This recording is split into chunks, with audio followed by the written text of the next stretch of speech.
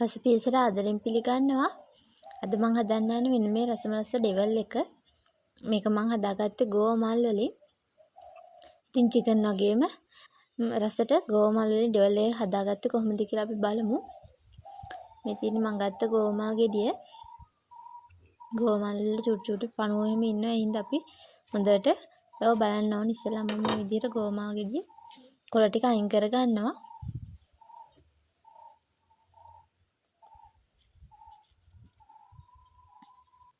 ඔයාලත් හදලා බලන්න. හරිම රසයි මේක. දැන් මේ විදිහට චූටියට මම මේ ටික කපා ගන්නවා. මේ ටික මේ වගේ වෙන් කර ගන්න.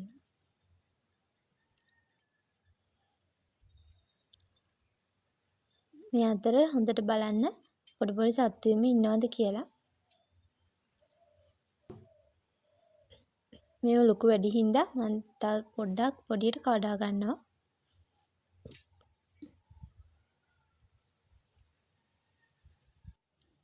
ඉතින් මම ඔක්කොම මේ විදිහට කඩා ගත්තා. ඊට පස්සේ ඒ ටික මම සෝදගෙන මේ වගේ වතුරයකට ලුණු ඩිංගක් දාලා ඒකට මේ ගෝමල් ටික දාලා විනාඩි 5ක් විතර ලුණු වතුරේ තියෙන්න අරිනවා. ඊට පස්සේ අපි මේ ටික යන්තමට තඹ ගන්න ඕනේ. වතුරයකට කහයි ලුණු ඩිංගක් දාලා මේ ටික දාලා ඩිංගක් කියලා තඹ ගන්න ඕනේ. ගොඩක් වෙලා තඹන්න යන්න එපා. සාමාන්‍ය වෙලාවක් තඹ ගන්න මේ තියෙන්නේ. දැන් මම මේ ගානට එනකොට තඹගෙන ඉවරයි මේ ටික. ඊට පස්සේ මේ ටික වතුර බේරලා අර ගන්න ඕනේ. ඊට පස්සේ ඒ ටික වතුර පෙරන්න තියලා මම ඩෙවල් එක හදාගන්න ඕන දේවල් ටික ලෑස්ති කර ගන්නවා. බීලුණු ගෙඩියක්, මාළු මිරිස් කරලක්, තක්කාලි ගෙඩියක් එහෙම මම මේ විදිහට කපා ගත්තා. සිදුලුණු ගෙඩියකුත් තීනියට කපලා අරගන්න, රම්පක් කරපිංච ටිකකුත් ගන්න. ඊට පස්සේ මම පාන් පිටි මේස හැන්දි 4කට කෝන්ෆ්ලවර් මේස හැන්දක් දාගෙන මම මේ විදිහට කවලම් කර ගන්නවා. කෝන්ෆ්ලවර් තියෙනවා නම් දාගන්න, නැත්තම් කමන්නේ. ඒකට මම ලුණු ඩිංගක්, මිරිස් කුඩු, කහ කුඩු, ගම්මිරිස් කුඩු පොඩ්ඩකුත් මේ විදිහට දාලා කවලම් කරගන්න. ඊට පස්සේ අපි මේක උකු මිශ්‍රණයක් හදාගන්න ඕනි. වතුර ඩිංග ඩිංග දාලා මේ ටික දිය කරගන්න. අපිට මේ ගෝමල් ටික මේකේ තවර ගන්නයි අපිට ඕනි. මේ විදිහට වතුර දාලා උකුවට හදාගන්න. ගොඩාක් දියාරු කරගන්න එපා. මේ වගේ මම මේ ටික හදාගෙන දැන් ගෝමල් ටික මේකට දාලා හොඳට කවලම් කරගන්න ඕනි.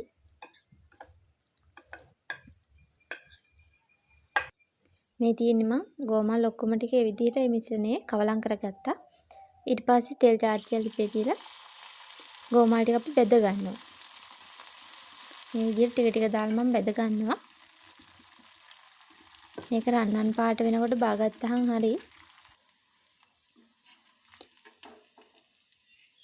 මෙන්න මේ ගානට එනකොට අපි මේ ටික බා ගන්න ඕනි. මේ ටික මේ වෙලාවෙදිත් අපිට නිකන් උනත් කන්න පුළුවන්. තක්කාලි සෝස් ටිකක් ගාගෙන මෙහෙම කන්නත් පුළුවන්. මෙහෙමත් රසයි. දැන් මේ විදිහට මම ඔක්කොම ටික බෙද ගන්නවා. මේ තියෙන මම මේ ගෝමල් ටික ඔක්කොම බෙදගෙන ඉවරයි.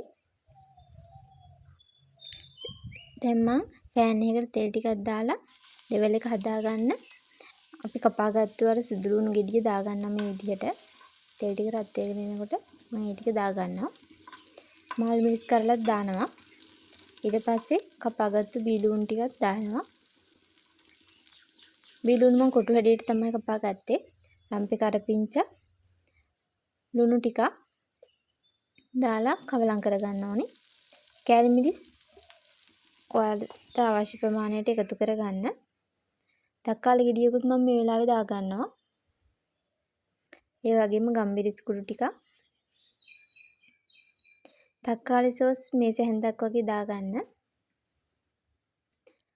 සෝයා සෝස් උත් මම මේස හැන්දක් දාගන්නවා.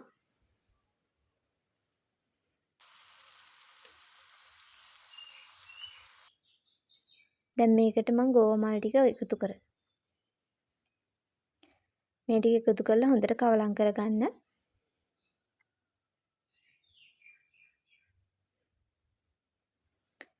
මේ තියෙන්නේ මම හදාගත්තු ගෝමල් ඩෙවල් එක. හරිම රසයි මේක. ඔයාලත් හදලා බලන්න. හදලා බලලා කොහොමද කියලා කමෙන්ට් එකකුත් දාන්න. අපේ රෙසිපිස් channel එකත් එක්ක දිගටම රැඳිලා ඉන්න. මේ වගේ තවත් රසවත් වීඩියෝ වලින් නැවත හම්බෙමු. සුබ දවසක් ඔයාලට.